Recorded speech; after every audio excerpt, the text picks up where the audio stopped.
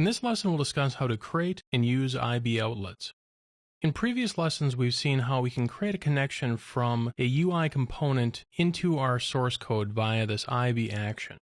So in the case of the View List button or the iMusic button, we've established an action connection between our button and a particular method within our view controller.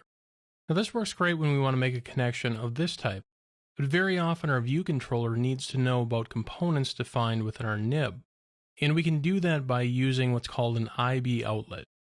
We define outlets in a manner similar to how we define the IB actions.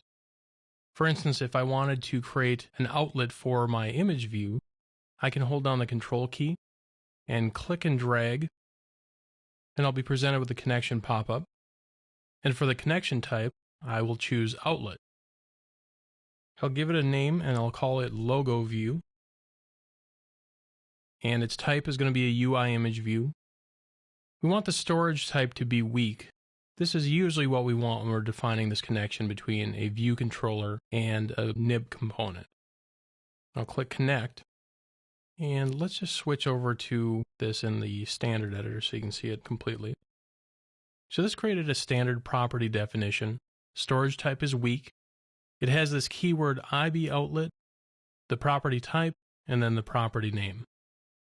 So this now provides a reference to the UI image view. Let me go over to the view controller M, and just so we can see that this is hooked up, I'll just do a log statement. And I'll say self.logoView. So when I run the app on view did load, we can see that this image view is set correctly. And it's set to the live instance that's in the nib. So let's go back to our main view and do the same for our buttons. So hold down the Control key and select Outlet. I'll call this one View List button. Call this one About button. So we can see these three new properties, and I'll just delete this and just drop a breakpoint in here for right now.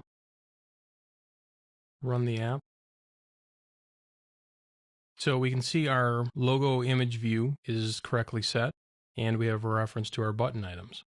Our view controller now has pointer references to the items defined within our nib. And this allows us to interact with the various components defined within this nib so that we can modify them at runtime or perform any further setup or configuration that might be needed. You now know how to use an IBOutlet to make a reference from your view controller to a component within your nib file.